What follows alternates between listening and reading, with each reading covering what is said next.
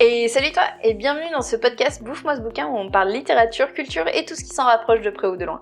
Alors, j'ai longtemps hésité pour le titre de ce podcast parce que le thème du mois, c'est l'inspiration. Donc ça devait se voir au premier coup d'œil. Mais je voulais pas non plus trop écarter la notion de minorité. Et au moment où j'enregistre, je sais toujours pas ce que je vais mettre. Donc, surprise! Bon bref, pourquoi j'ai tenu à parler de la représentation des minorités ce mois-ci ? Eh bien, parce que mon avis sur la question est fortement lié à l'inspiration, justement. Bon, je m'explique. Aujourd'hui, de plus en plus de minorités sont représentées dans les œuvres. Que ce soit au cinéma, dans les romans ou dans l'industrie musicale, il y a une diversité qui se crée de plus en plus. Alors sur le papier, je trouve ça top. Je l'ai déjà dit plusieurs fois et certains même connaissent les détails, mais je fais moi-même partie d'une minorité. Alors ça se voit pas forcément en me regardant comme ça, sauf si tu considères que je fais partie également de celle des femmes rondes voire obèses, parce que oui, je suis reconnue comme obèse, mais c'est même pas de celle-là dont je suis en train de te parler. Bref, en gros, ce qu'il faut retenir, c'est que je fais partie d'une minorité qui n'est pas du tout représentée. Et ça m'a beaucoup manqué.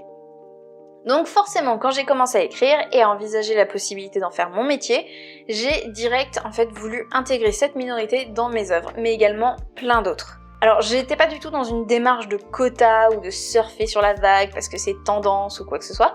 C'est juste que j'ai vécu un vrai manque ado parce que je comprenais pas ce que j'étais. Je savais même pas que ça existait parce que je l'avais vu nulle part. Et du coup, je ne voulais pas que ça arrive à quelqu'un d'autre. Et puis cette sensation, le jour où j'ai vu un personnage comme moi pour la première fois dans une série, je m'en souviens comme si c'était hier. Je trouvais pas mal de similitudes entre ce perso et moi, et en scrollant dans les commentaires, oui parce qu'à l'époque j'étais encore une petite conne qui regardait illégalement ces séries en streaming, j'ai vu ce mot, celui qui désignait ma minorité. Et je le connaissais pas, donc j'ai regardé sur internet, et j'ai découvert que j'existais. Alors je sais ça peut paraître bizarre, mais ça a été ma sensation. En fait, je ne suis pas folle, ce que je ressens est légitime. À cette époque, j'avais 20 ans. Alors, quel est le rapport avec l'inspiration ? Très vite, quand je me suis mise à écrire, sans même le vouloir, j'ai créé beaucoup de personnages atypiques. Gays, bi, d'origine différente de la mienne, et peu représentés, handicapés. Et c'est pas du tout dans l'optique d'être à la mode. Ce que je voulais moi c'était provoquer ce sentiment que j'avais ressenti lorsque j'avais vu quelqu'un comme moi pour la première fois. Et je voulais provoquer ça chez un max de personnes. D'ailleurs mon roman Le Dernier Souffle illustre super bien cette période de ma vie. Il y a énormément de minorités dedans et ça m'est venu comme ça sans le calculer, sans le vouloir. Souvent il y a un petit détail qui peut faire dire que la personne appartient à tel ou tel groupe, genre son prénom, une tenue qu'il porte, un geste. Et à l'époque où j'ai écrit mon roman, il y a plus d'1 an, bientôt presque 2 ans, c'était ultra cohérent avec ma façon de penser. Mais depuis, j'ai beaucoup réfléchi. Et je me suis questionnée sur la part d'inspiration dans cette démarche. Depuis aussi, j'ai vu plusieurs œuvres où ma minorité était représentée et c'était pas beau à voir. Même si ça partait d'une bonne intention, les personnes qui en parlaient n'étaient pas concernées directement et surtout avaient pas l'air de maîtriser le sujet. Et au lieu de nous représenter, elles ressortaient tous les clichés qui nous collent à la peau maintenant que c'est plus connu. Et forcément, je me suis sentie trahie. Qu'importe l'intention de base, finalement, c'est le résultat qui compte. Mais du coup, ça m'a permis de réfléchir sur ma propre écriture. Et j'espère vraiment ne pas avoir fait la même chose dans Le Dernier Souffle. Et je pense d'ailleurs que je l'ai pas faite, puisque les caractères entre guillemets minorités de mes personnages, c'est qu'un détail et ça représente pas leur personnalité. Mais quand même, là est venue une question qui m'a longtemps hantée. L'inspiration peut-elle venir d'un élément extérieur ou doit-elle uniquement être issue d'un truc qu'on connaît ? En gros, en tant qu'auteur, est-ce que je peux me permettre de parler de quelque chose que je ne connais pas, même si c'est une phrase parmi 500 pages ? Et où puiser mon imagination ? Alors, évidemment, oui, un auteur peut parler de choses qu'il connaît pas. Sinon, on n'aurait plus de thrillers sur les tueurs en série. Ou du moins, plus écrits par des gens normaux. L'écriture, c'est, et ça restera avant tout, de l'imaginaire. Sinon, fini la fantaisie, parce que je suis sûre que tu n'as jamais rencontré de troll dans ta vie. Non, un vrai troll, pas ceux de Twitter. Mais quand ça touche des sujets aussi sensibles et personnels, la bienveillance, ça suffit plus. Si tu veux faire partie d'un combat aussi touchy que la représentation des minorités, faut être sûr que tu retranscris pas seulement les clichés. Faut que tu saches vraiment de quoi tu parles. Alors, tu peux maîtriser ton sujet parce que quelqu'un de ton entourage est concerné et que vous en avez longtemps parlé.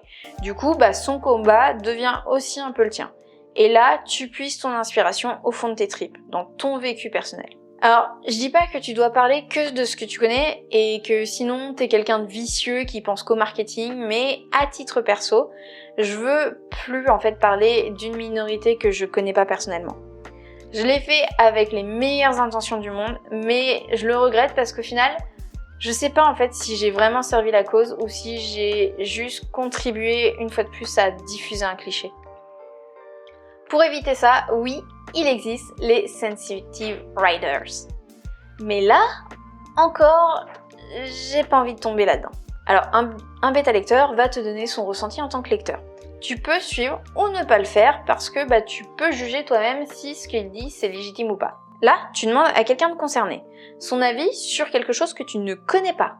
À quel moment tu pourras vraiment savoir si ses retours à lui sont legit? Ou en fait si c'est juste uniquement lié à cette personne-là. Si ça se trouve, toi tu fais ça pour éviter de blesser des gens, mais cette personne-là a un ressenti que peu dans sa minorité partagent et au final, en modifiant pour te caler sur son ressenti, tu vas aggraver les choses.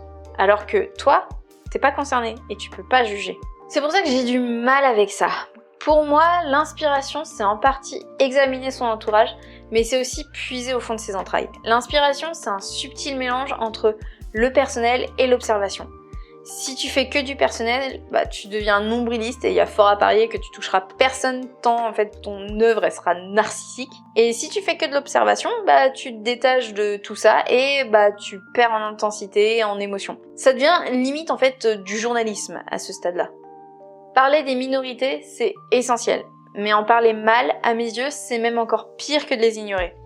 Reprocher à un homme cis blanc hétéro de ne pas intégrer de personnages atypiques, je trouve ça débile. Parce que ces personnes qui font ce reproche vont parfois être les mêmes qui vont hurler au scandale parce que ce même gars, en fait, a un personnage principal féminin qu'il a fourré une plâtrée de clichés parce qu'il y connaît rien. À un moment donné, les gars, accordez-vous violon. Alors, la bien-pensance qui voudrait qu'on représente tout le monde oublie trop souvent qu'une mauvaise représentation est parfois plus mauvaise qu'une non-représentation. À mes yeux, non. Tout le monde ne peut pas écrire sur toutes les minorités, parce que certains le feront mal. Et c'est pas être raciste de ne pas mettre de personnages blancs dans son roman, ce n'est pas être homophobe d'avoir que des hétéros. Parfois, vaut mieux la fermer plutôt que de dire des conneries. Et pour que des minorités soient plus visibles, il faut pas imposer un quota chez tous les artistes. Pour que les minorités soient plus visibles, il faut encourager les personnes concernées à puiser l'inspiration au sein de leur vécu et de donner une voix à ceux qui leur ressemblent. Pour moi, c'est pas la diversité au sein des œuvres qu'il faut encourager, mais au sein des artistes. Voilà, alors c'est tout pour cette semaine. Alors oui, ça touche plus ou moins le thème de l'inspiration, mais c'était un sujet qui me tenait vraiment à cœur. Je voulais vraiment donner mon avis sur la représentation des minorités, mais t'inquiète pas, la semaine prochaine on retourne vraiment dans le vif du sujet vu que je vais te donner des astuces pour activer ton imagination au moment où tu as des pannes sèches. Du coup, je te dis à la semaine prochaine, je t'embrasse fort, c'était Mélanie.